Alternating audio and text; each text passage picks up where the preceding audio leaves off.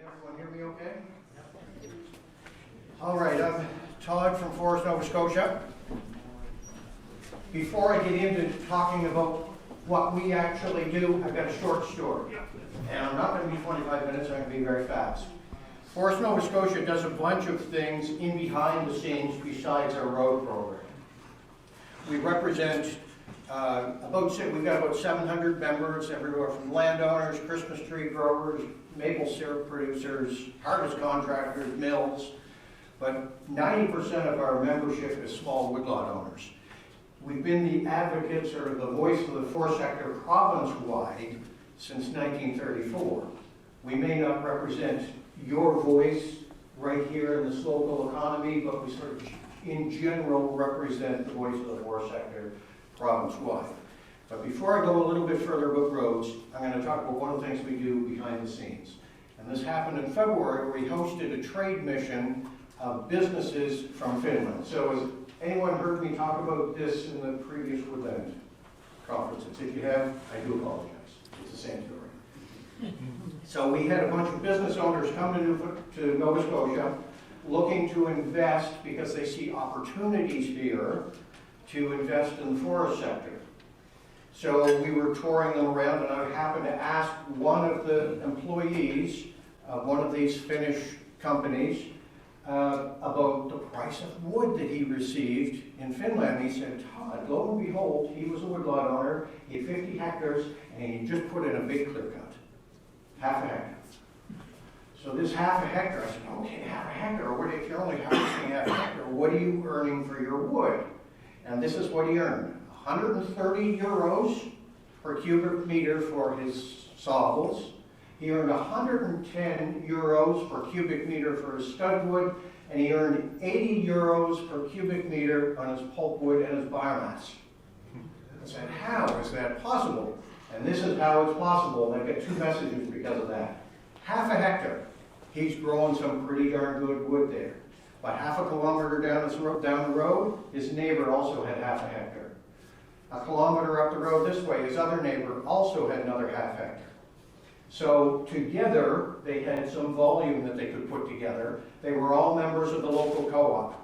And the local co-op was big and powerful, and they could negotiate some good deals with the sawmills and the mills locally.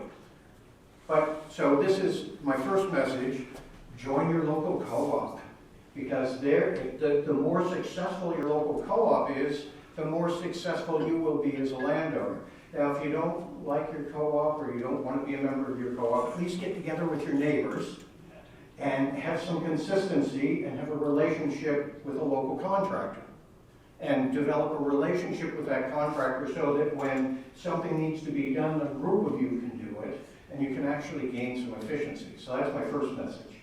Second message is, one of the big reasons he earned so much money for his wood is because 10 kilometers down the road was a sawmill. And it just so happened that the co-op had an ownership stake in that sawmill. In the next community, there was a pulp mill that could use the waste from the sawmill. Every little community also had a district heating system that could use the biomass. And they all heated their homes with waste wood. So they had a fully wrapped up economy, local economy, that used resources from the local community. Now, he earned a lot of volume, or a lot of money for his volume, and this is something else that really struck me. As the wood was moving off the site, he had already ordered his seedlings. There was a contractor lined up to do site prep. The landowner was paying for it. He was doing the pre-commercial thinning at his own expense. He was looking after all the expenses himself for silviculture. And it struck me because they had this culture of investing in their own woodlot, which actually impressed me with Peter up here talking about his woodlot, about all the work where are you, Peter? Are you still there? Oh, yes. So you did all this. How much government funding would you have had doing those treatments? I got a little bit. I think about 10 years ago, we got about $900 for crop tree release. Right. So, because maybe some of it didn't qualify for government funding. A lot for me right now is just too much trouble. And I enjoy doing it. Right. So it's like asking to get paid for going golfing.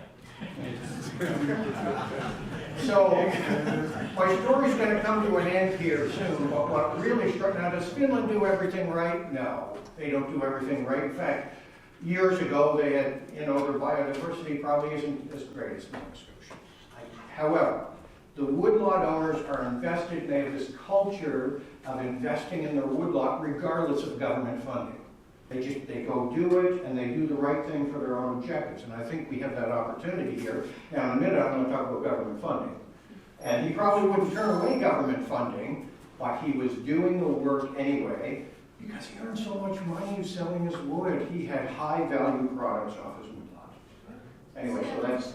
What's the average size of a woodlot? Pardon? What would the average size of a woodlot be? Oh, that I don't know. I know he had 50 hectares, but there's the co-ops in Finland are huge. They're massive. They own, in fact, I think there was a co-op in Sweden that was building a brand new pulp mill. The co-op itself was doing it. So we're stronger with numbers. That's why I always encourage people to join Forest Nova Scotia, because we're stronger together. We don't do work on the ground. That's why I recommend develop a relationship with your contractor or your local co-op. They're the ones that actually do a lot of the work on the ground. We're not all going to be like Peter and go out every second day working on their woodlot. But we need to work together so we can develop these local knowledge. Here's my story. I'm going to talk about roads here. Oh, yes. So this was a campaign we did a couple of years ago. I don't know if you recognize this. How many people here have an Instagram account? Nobody? Oh, surprise. There's very few people, woodlot owners, that have Instagram accounts.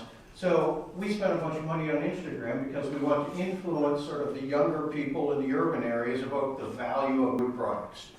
Wood products build our best memories. That treehouse is made out of wood. Where does it come from? A local, rural woodlot somewhere in a sawmill had to make that wood. People don't make the connections. Same as a grocery store. Sometimes young people don't realize where the food comes from. This was another story that we put out. I don't know if anyone saw this last year, Our Trees campaign. Has anyone seen this video? That was much wider distribution. This campaign was the largest forestry campaign in Nova Scotia's history. We spent more money and it reached more people than anyone else in the history of Nova Scotian forestry. So these are some of the things we do in the background. None of this was with government funding, by the way. This was all from membership dues and from companies that help support us. Okay, now roads. Managing a woodlot can be expensive and it can be complicated. So we've got a program, like Sean explained earlier, to help you offset the costs of accessing your woodlot through a road program. This is a road, it's just a random picture I took of a road leading into a woodlot. It's what we call a Class D road. It's 12 to 14 feet wide, driving surface, it's ditched. It's not the best road, but it qualifies for the program. There's benefits to having a road like this. First of all, if you get HWA, hemlock woolly adelgid, comes in, you can actually go treat it. If there's fire hazard, you can actually deal with fires that come in. DNR can come in and help you put it out. You can actually manage your woodlot. If you've got a little spot at the, in the back corner of your woodlot that's blown down, you've got a road to it, well, you can deal with it quickly. And then maybe the insects and the disease don't get into it. And you can actually salvage it while it's still valuable. Some people don't like the big roads. We actually fund what we call Class E roads for Christmas tree growers and maple syrup producers. You don't need to have these, not all woodlot owners need these great big roads. I'd caution you, if you build a small road like this, make sure it's, if you've got a small, tiny little road through your woodlot, that's not always the best thing. Sometimes it's better to have a little bit bigger road that's more resilient to some of these bigger climate events that we're coming. Okay, so a road program, which is now open on our website. So you can go to the Forest Nova Scotia website, click on funding programs, and down there there'll be the gas tax access road program. Fill out the application. You don't have to be a member of Forest Nova Scotia to apply. This is the funding formula. If you're building a new Class D road, you get $13 a meter. If you're rebuilding a road, you get up to $9 a meter through brushing and ditching and all that kind of stuff. And you get $1,000 for every cross culvert you put in. I heard the question, what things are we doing to prepare for climate change? One of the things is cross culverts that you're putting in need to be 15 inches in diameter. Some people say, oh, that's an awful big culvert for dealing with water, just drainage water off my ditch. Well, that's one of the things. Make sure it's... We've seen failures, especially in the rains last July. We've saw culverts fail and lots of washouts happen. In general, it's because the culverts were too small or they were improperly installed. So make sure you have a 15-inch culvert and install them properly. Certain road standards must be met. Ensure your contractor or you are watercourse alteration certified. I was actually going to talk about that certification a little bit. I'll just touch on it. But we've had failures, and it's when you're trying to cross a stream with your road. So either putting in a stream culvert or a bridge. And you need to make sure that the person installing those is certified either as a sizer and or installer to make sure it's properly sized and properly installed. Because if you get a stream culvert that fails, that's not only bad for your road, your woodlot, that's bad for everything downstream. So make sure they're watercourse alteration certified. And then we talk about this shapefile. How many people know what a shapefile is? Yeah, a few. Most woodlot owners don't have a clue. So, a map. Really, that's what we need, is a map. We'd like to get to a shapefile at some point that's a GPS line with attributes attached to it. Most contractors know what a shapefile is because they deal with it all the time through the ASF, through silviculture programs and things like that. We're going to get there. Okay, so what you need to do to access the road program is you apply online. It opened the week of April 16th. It's open until May 9th at 4:30 p.m. If you check off the Fiona questions on that application form, like Sean talked about, we redirect your application into our Fiona pot of money. And the funding formula is a little bit different, but you've got a higher max. You can get up to $10,000 per road if you qualify for the Fiona funding. It's a maximum of $5,000 under our regular road program. I actually like that because when we can pull out the Fiona, you know, if your woodlot was damaged from Fiona, we can pull those applications out. And some people will say, oh, my road wasn't, or my woodlot wasn't impacted by Fiona. It's actually good news for you because we pull all the other people out that are doing work on Fiona, and there's actually more money available for people who weren't impacted by Fiona. So either call or send an email after you get an approval, and after your road work's done and we may be able to inspect the road, or submit a shapefile or a map. We'll accept a map. There's my contact info. Take a look at our website. Our website's getting better. We've got some blogs on there. Our executive director, Stephen Moore, he's doing some work, and we've got stories and programs that are upcoming. We've got some pretty neat things coming up with the charity we manage. We manage the Nova Scotia Forestry Association, so you can see probably starting next year, it's getting very large.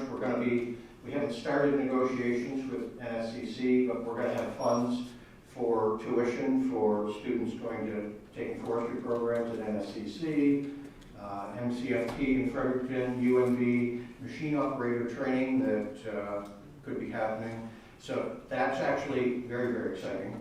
What's coming, we've got some very large funds coming in from private sources. Okay. Any questions?